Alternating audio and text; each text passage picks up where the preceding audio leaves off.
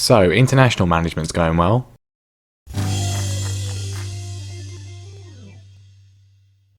Hello and welcome back to Careering Onwards with me, Mr. Grand 2. We're still with Cambridge United and also Venezuela, but we won't mention that one. And today we've got two more crucial games in our bid for the Sky Bet League One title, because that is what we find ourselves in once again, a title race. And yeah, I'm not really sure how it's happened. Let's have a look at the results since last time, because they have continued being really good. Obviously the 2-3-0 wins last time. We've not had a 3-0 since last time, but we have had quite a few wins. A 1-1 draw though, first of all, with Peterborough United. We went behind late on in the 69th minute, but we came back 10 minutes later, George Maris firing home with an equaliser. And since then, nothing but wins. 5 wins in a row. We started off with a 2-0 win at home to Cheltenham, or the other side, of course, who came up with us last season. Didn't beat them last season, but we beat them this year, and I want to highlight the second goal in particular from Adam Ider. It was a lovely ball down the field from Will Ferry. Ider took it on one with the goalkeeper, and would you look at that,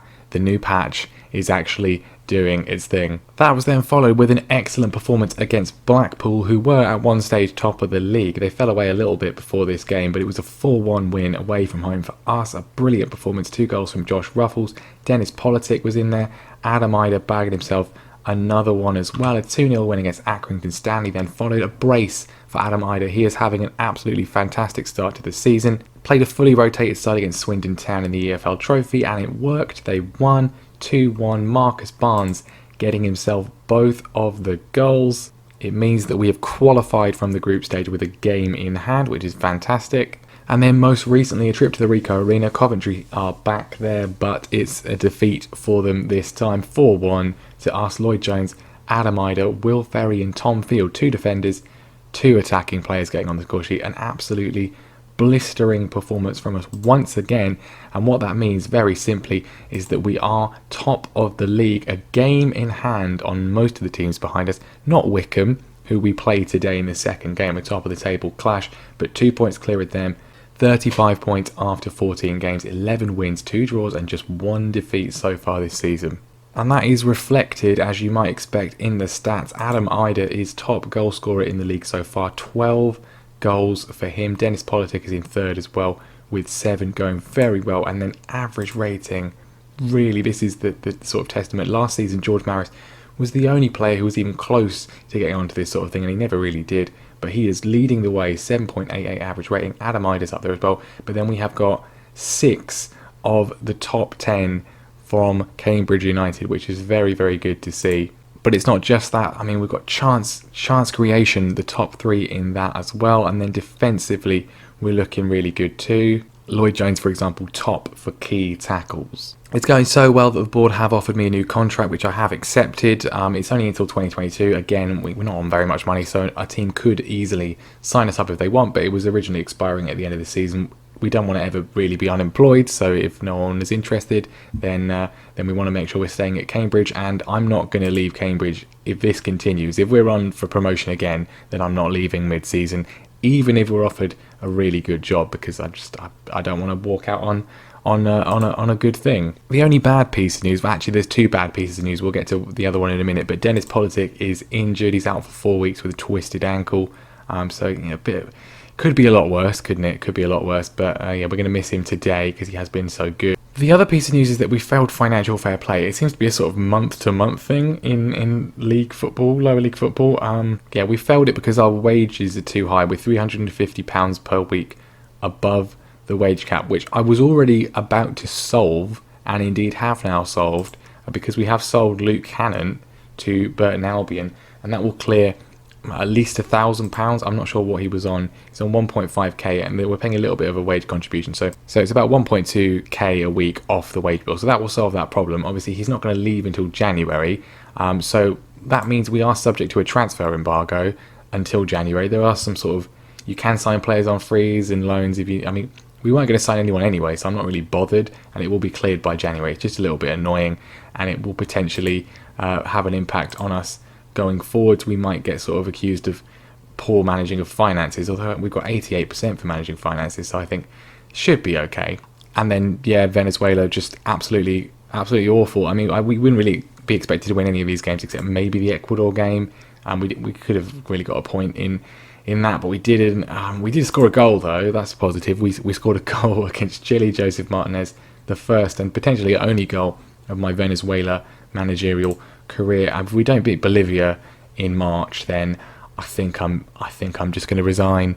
But the first game today is going to be against Doncaster Rovers. They're not having the best season. Down in 16th, not awful, but not outstanding. Hoping that at home we can get ourselves another point. But I'm going to play 2 home games in the episode. We don't want to tempt fate by playing an away game in a recorded episode. So the team then for this one, I mean, the average rating is no one below a 7, which we never really managed last season. We could barely get anyone above a 7, but Callum Burton is going to be in goal. I mean, he's below a 7, but goalkeepers don't count because they're so badly calculated. Tom Field is going to be at left back. He's recovered from his injury. Boone and Jones continue at centre back, with James Brown feeling good on the right hand side. Dixon Bonner has been sensational in defensive midfield. I mean, he's wanted by Eastleigh on loan. I mean, why would he walk out on a League One side where he's starting every game to go and play in the National League? I mean, they're having quite a good season, to be fair, in third, but still, it's never going to happen. Maris and Adeyemi continuing in midfield. Some of the goals they've been scoring, you saw some of them last episode, but the long-range strikes from Maris in particular have been sensational. Will Ferry's going to be on the left-hand side. Sam Greenwood comes in on the right-hand side with Politic injured, and Adam Ida leading the line up front. Can he continue his fine goal-scoring form, or can he avoid that massive dip in form he had last season that nearly cost us promotion? So Doncaster, they've got Nabil Touazi up front. He's on loan from Man City. He is on loan from Man City, and they've also got Bradley Halliday, who was sold by Cambridge in the sort of last summer in real life, so the summer before the game starts this year, and ever present for them really, more or less, in the seasons before that. So former player, they've got Ben Watson, who must be about 50 years old, 35 years old. Okay, well, he's in defensive midfield. Craig Gardner as well, another absolute veteran of the Football League. Not the most mobile midfield from them, but very experienced nevertheless. But I'm expecting nothing but a win. We're on a cracking run of form. It's still going. I'm not quite sure how, but it is, and I expect it to continue, even though you're in a YouTube video. Okay, 31 minutes gone, and we're actually finally having a highlight. It's not been the most incident-filled game, to be fair. It looks like we're coming forwards. Maybe we've gone all the way back to Callum Burton. Boone flings it out to Sam Greenwood on the right-hand side. Can he find a ball into the box? Not quite, but James Brown can. Straight to Adam Ida, and that is a very, very good goal. Very well worked. I mean, if that's the first highlight, I'd like to see a few more, as long as they also result in goals for us. Good work by Greenwood. It gets tackled, but the movement from Brown, positioning from Brown to make sure he's there for the second ball, and Ida heading home. It was a highlight just before half-time, and it's Doncaster coming forwards. Craig Gardner with a shot in. I mean, he's a wily character, is old Craig. And, we go into the break 1-0 to the good, dominating possession, 72% possession in that first half. Let's keep it going. And we are going to try and keep it going. Dixon Bonner out to James Brown. Can he find a ball across again? Not quite this time, but Dixon Bonner cleans up. Brown gets it back, looking for another delivery. Third time lucky, maybe. Flings it in. Doesn't really find anyone except Tom Field. Well, I mean, I'm glad he did. Doesn't go down as an assist, but he finds Tom Field, his wing-back partner in crime on the other side, and Tom Field is able to... He scored in one of the recent games as well, previous game, but that's even better than the goal he scored in that one. Another cracking strike from him up from left back, and straight after the break, we have doubled our advantage.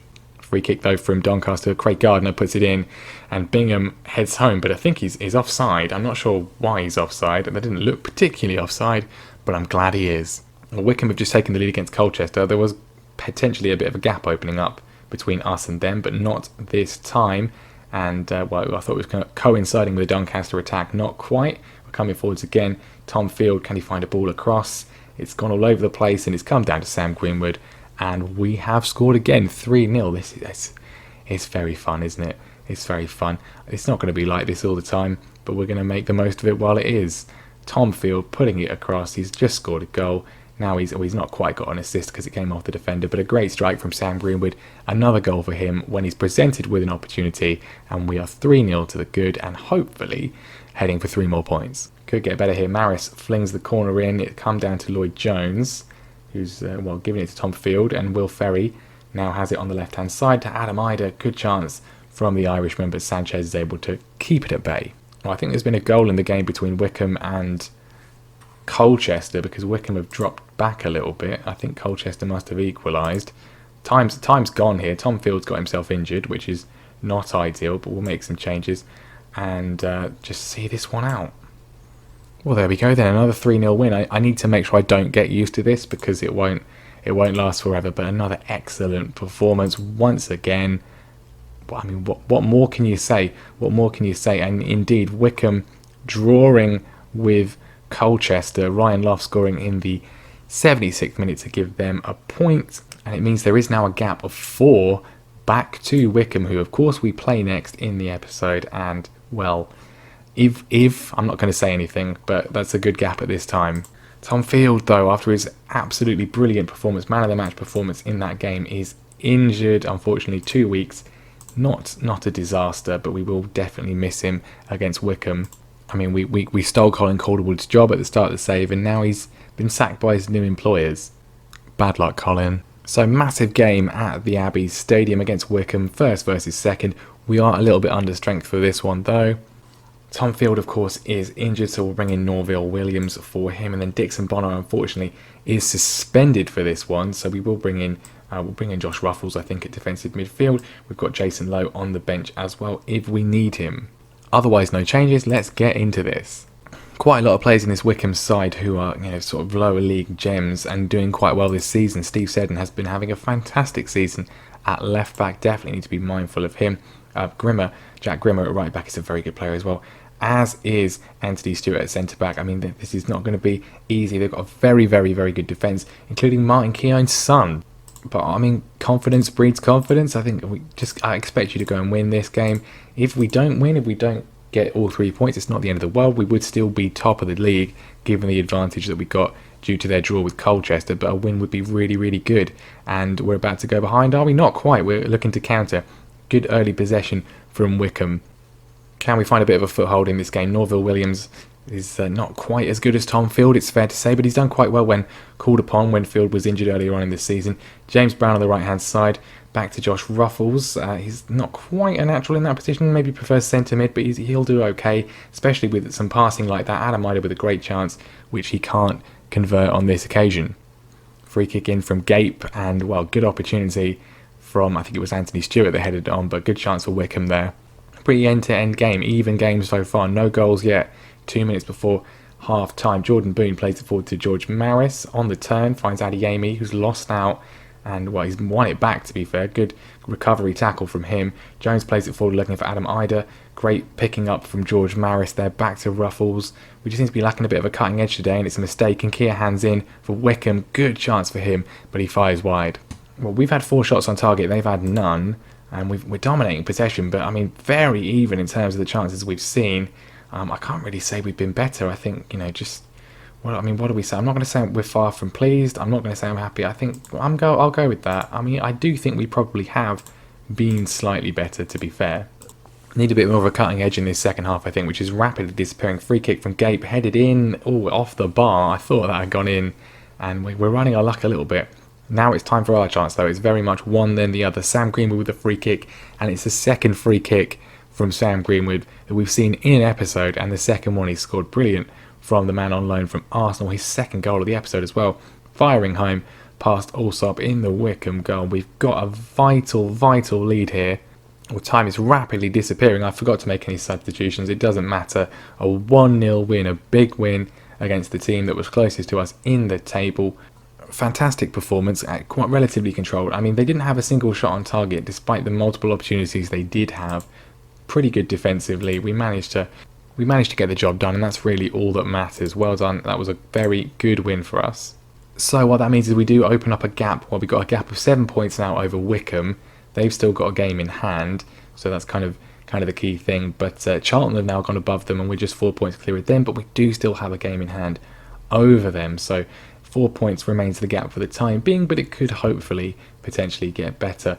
But I mean, fantastic start of the season, absolutely brilliant. Our form is very, very, very good. We did actually, I didn't mention, we won Manager of the Month for September. We haven't won Manager of the Month since our first ever month in charge. We've only ever won it twice. There you go. But let's hope we can keep it up then. Absolutely fantastic episode. 2 in a row where we've won both matches. I'm not sure how long that's going to last, but it's very good that it has happened on this occasion. Next time then we will go through the whole of November. That will have the FA Cup first round. It will have the final EFL Trophy group game, although that's largely meaningless. I would like to win the group, but I'm not too bothered whether we do or not.